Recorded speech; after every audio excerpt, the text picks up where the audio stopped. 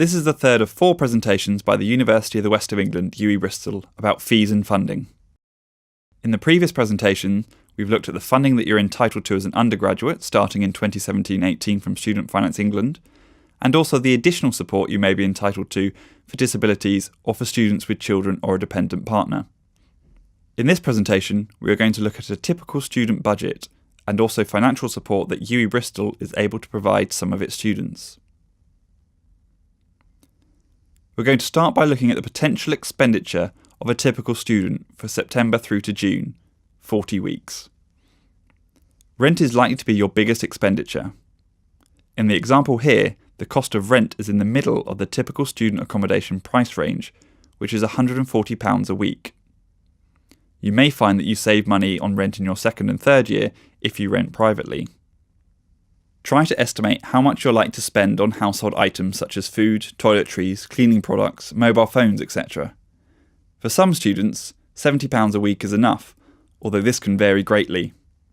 Travel costs can also vary, depending on how you plan to get around.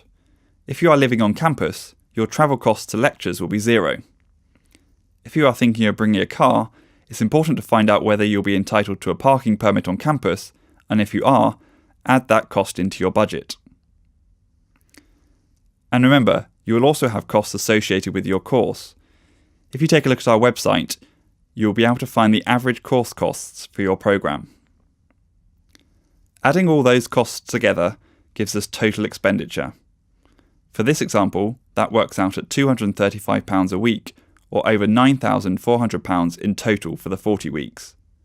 However, this example doesn't include costs for activities such as socialising or entertainment.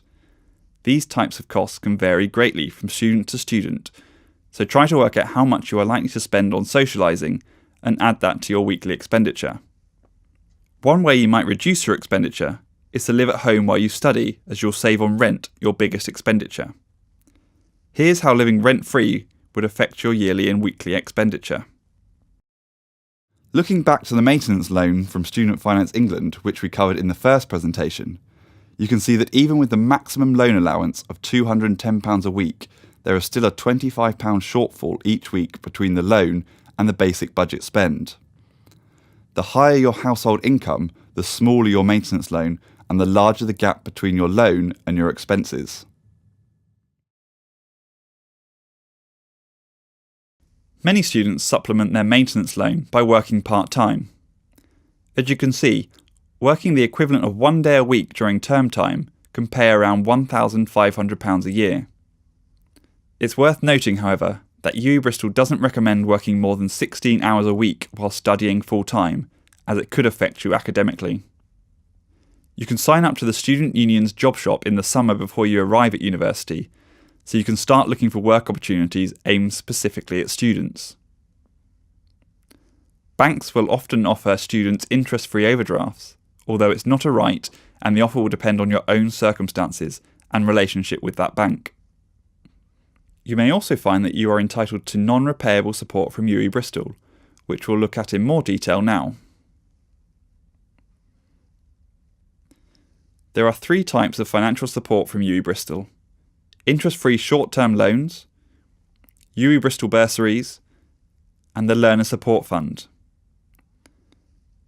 Interest-free short-term loans are available if your funding has not come through by the time you start your course. The UWE Bristol bursary is paid to students with a household income below £25,000. There are 3 types of UWE Bristol bursary. The low-income bursary is available to English residents who are entitled to full funding from Student Finance England, so their household income is below £25,000. Students in receipt of this bursary will receive a lump sum of £500. We depend on Student Finance England to provide us with your household income, so again, it's important to apply for your funding early.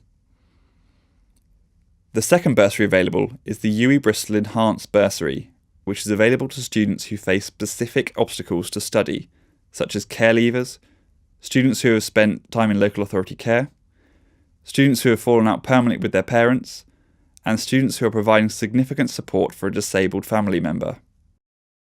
If you provide evidence of your status and meet the other criteria, you will receive £2,000 in your first year and £1,000 in subsequent years of study.